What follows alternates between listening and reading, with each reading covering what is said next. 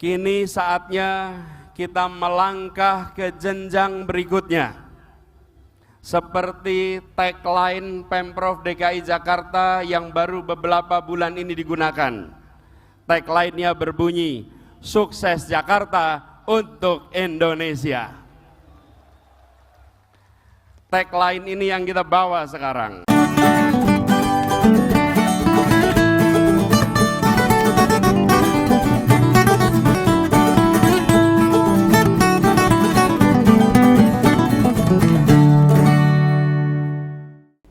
Halo, jumpa lagi dengan Om Begawan dalam Ngopini Politik.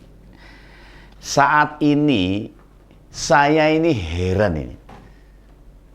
Untuk para pendukungnya Pak Anies ini apa nggak tahu sih? Kalau makin mendekati tahun pemilu, orang yang mereka dukung tuh makin kedodoran, makin kerepotan. Kayaknya bukan hanya energinya yang bakal habis. Bisa jadi begitu pilpres digelar, ya wes lempoh, wes menyerah itu. Bagaimana tidak menginjak bulan keempat setelah mendeklarasikan Pak Anies mencuri ide Pak Heru Budi Hartono itu, pejabat gubernur DKI itu ya, pejabat sementara ini. Ya dalam tagline-nya itu dicuri itu, yang begini tuh.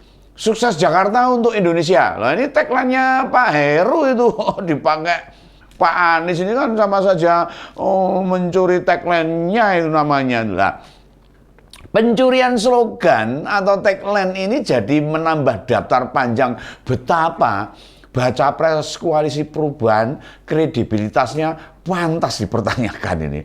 Nah, bagaimana bisa orang dengan latar belakang akademisi loh, bekas rektor, pernah bergelar profesor, mantan menteri pendidikan, loh apa kurang itu, dan mantan gubernur DKI loh, slogan aja ngambil punya orang. Waduh, halo ini gimana ini? Masih layak nggak orang-orang yang begini mau kita pilih? Ya, repot nanti kita rakyat nih. Apa gunanya partai pendukung? Nah, apa kerjanya tim kecil? Apa tidak menyiapkan sesuatu untuk yang didukung gitu loh? Apa manfaatnya koalisi perubahan ini kalau hal-hal sepele gini aja nggak bisa menyiapkannya? Pertarungan sesungguhnya, yakni pilpres belum digelar ini. Belum ini. Ini baru ajang bebas. Oh, saya boleh berakrobatik sak karepe dhewe boleh, ini bebas. Belum prosesnya belum digelar nih pilpresnya ini. Lah bagi siapapun, partai apapun bisa itu mempromosikan diri atau partai sebagai ajang persiapan 2024. Boleh. Belum ada aturannya. Dan yang sudah jalan terlebih dahulu ya Pak Anies Baswedan ini. Nah, pilpres diselenggarakan masih Februari 2024 tuh, tepatnya tanggal 14 tuh, pas hari Valentine itu nantinya. Nah, artinya masih setahun pertandingan sesungguhnya akan digelar. Tapi soal slogan saja udah mencontoh, menjiplak. Males banget ini kayaknya. Nggak bisa menyiapkan yang paling baru bisa menarik masyarakat. Ora itu. Nah, kalau sebelumnya melontarkan jargon maju negaranya, bahagia warganya, slogan Pak Anies waktu memimpin DKI itu. Lah kok sekarang ganti sukses Jakarta untuk Indonesia. Piye ini? Ora konsisten namanya loh. Padahal slogan itu pertama kali disampaikan pejabat gubernur DKI Jakarta, Pak Heru Budi Hartono, saat hadir di Rakernas PKS itu. Pak Anies enak saja bilang begini. Itu tagline yang mau dibawa kemana-mana nih. Sama sekali tidak bilang. Misalnya Pak Heru tagline-nya saya bawa ya untuk kampanye. Mbok izin sama yang punya itu loh. Orang sakarepe dhewe ada yang punya tagline dinggo sakarepe dhewe. Nggak bagus itu namanya. Lah, saya sih tahu.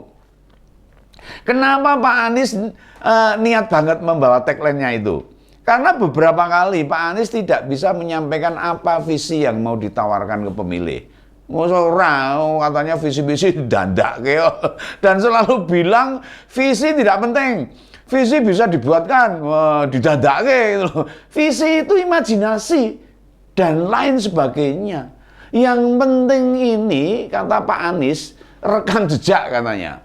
Makanya tagline sukses Jakarta untuk Indonesia diusungnya untuk menggantikan maju negaranya, bahagia warganya. Waduh, piye ini lah. Bukan hanya duit untuk yang diambil Pak Anies, slogan loh, tagline ya juga diambil loh. Ini gimana ini? Ingat, Pak Anies juga tidak jadi anggota partai manapun loh.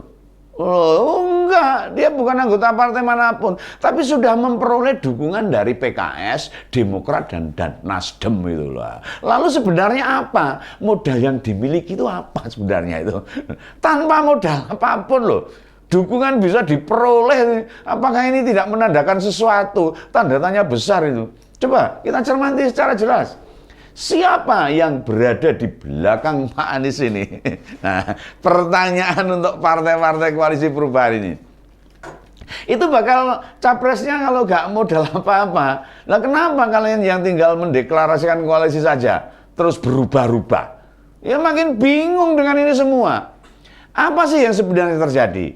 Mengapa masih ngotot mempertahankan kerjasama ini? Ya kalau proses kerjasama penuh dengan pertengkaran, penuh intrik, dan kita melihat antara Pak Anies dengan parpol pendukungnya terlihat ada jarak, orang mesra gitu loh. Ini ada apa ini?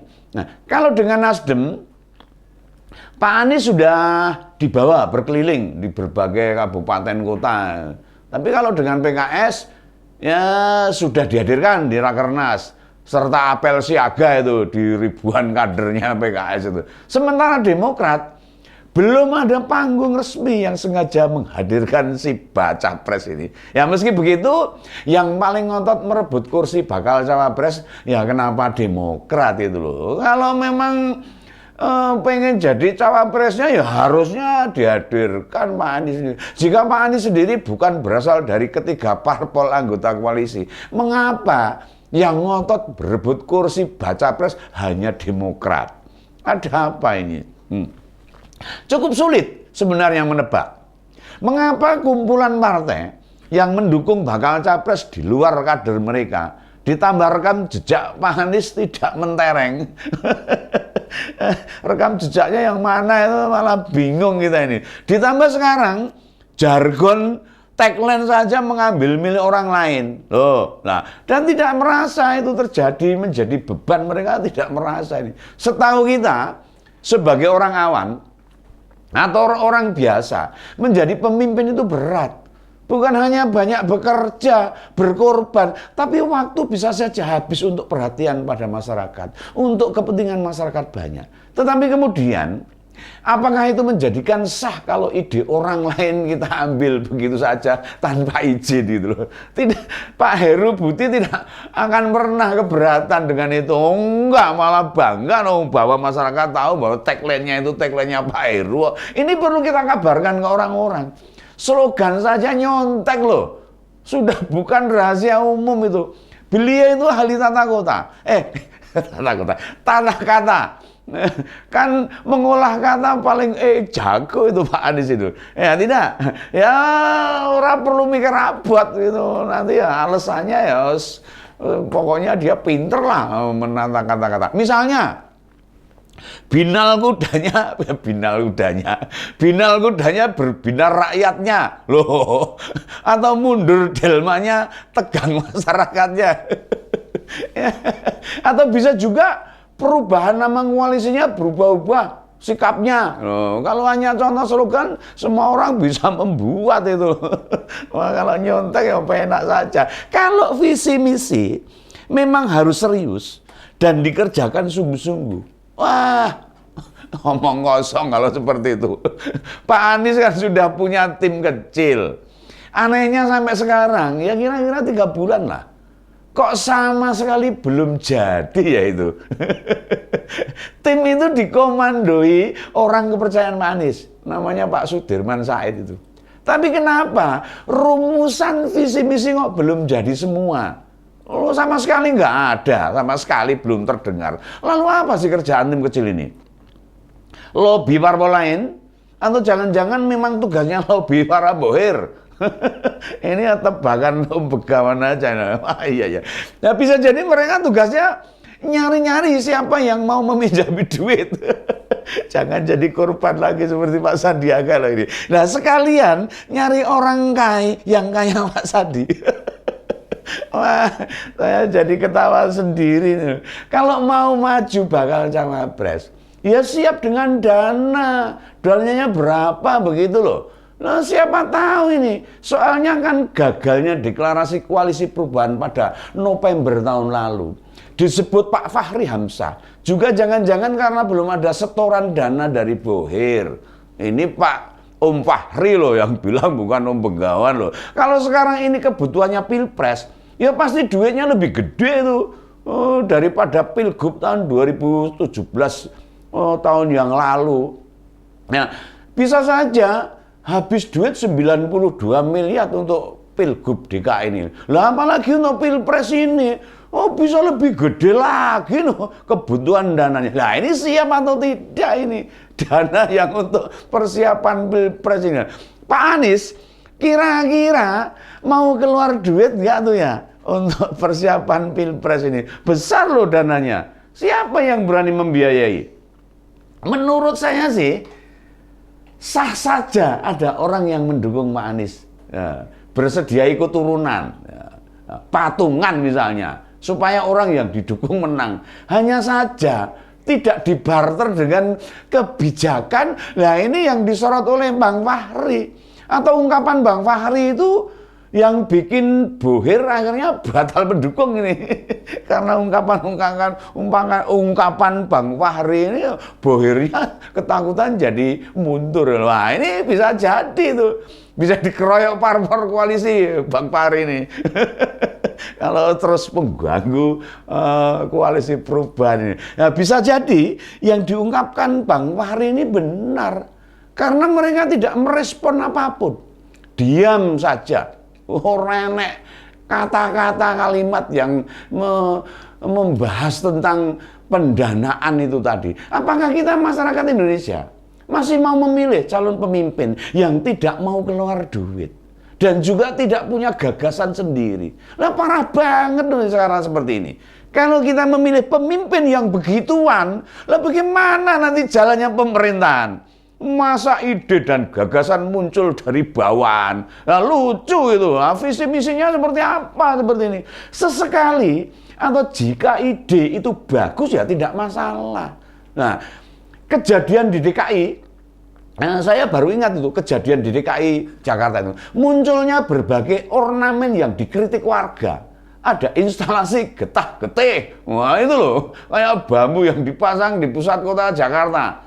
Lalu ada instalasi sepatu raksasa, ada instalasi ornamen batu, terus juga monumen sepeda yang tidak terdengar kabarnya, dan masih banyak yang lainnya.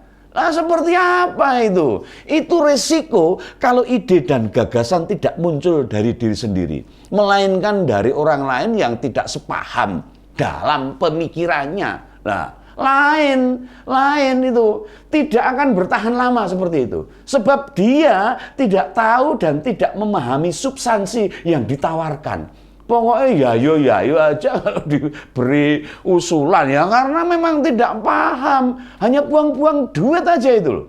Pimpinan seperti ini coba-coba tok ini. Wah, wes, saya jelas tidak mau ini.